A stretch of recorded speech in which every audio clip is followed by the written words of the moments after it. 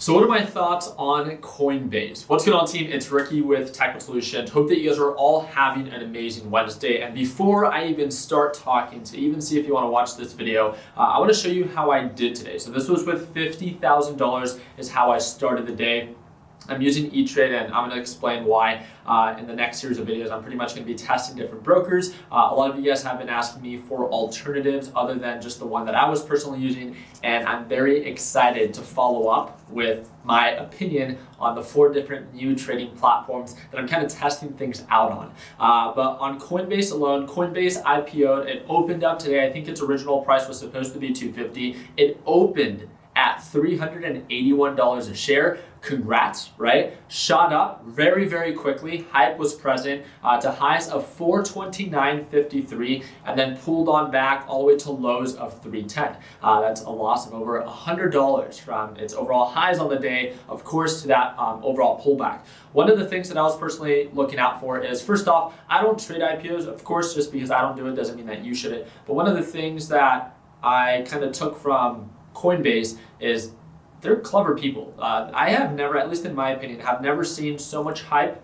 behind cryptocurrency. Not just with the altcoins, but also with the NFTs, and just Bitcoin in general is absolutely killing it. So what better time to IPO? I think they did an amazing job on that when it comes down to the timing of when they choose to IPO. The unfortunate part that I think played a negative role as of today is the market was very overbought, as you guys saw, /NQ. As the overall NASDAQ, S&P 500, and Dow Jones began to pull on back, so did unfortunately Coinbase. And this is where, again, when there's an overreaction or something is overhyped up, but when the major markets are pulling on back, it tends to drive these stocks down. A lot of you guys might have seen Tesla dropped 4% today, yet if you guys look at my overall P&L in the day, I made over $2,200 on Tesla alone, and yes, that is for my short position. I want to talk to you guys a little bit about everything. When did I decide to actually buy Coinbase? I was actually not going to trade it. I personally don't like to trade IPOs, but as it sold off and then it finally broke above the EMA line right around 320 a share. I think my first entry was right around 323. I just took a couple of shares. I was having fun with it. I was enjoying it. And my biggest focus today, what I have to attribute my success to,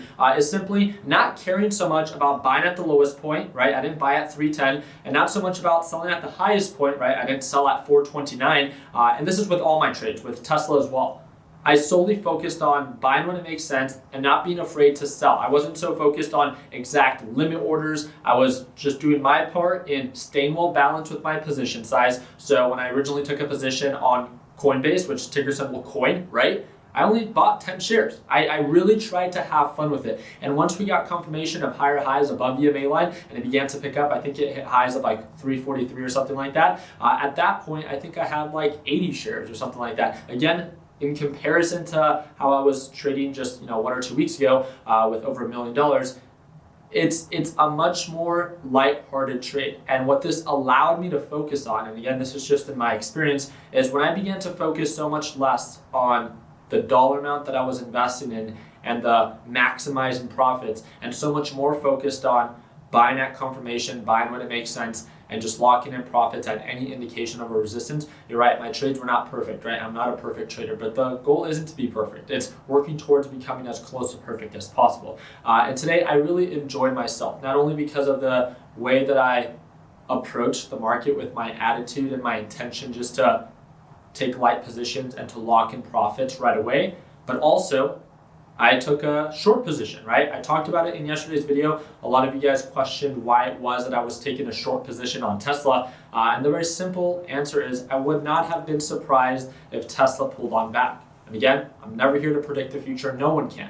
But I'm here to prepare for it. And when Tesla pushed up over 10% within 2 days, I was like, hey, the overall market and Tesla are overbought. So it wouldn't surprise me if it does begin to pull on back. My original short position was only 10 shares.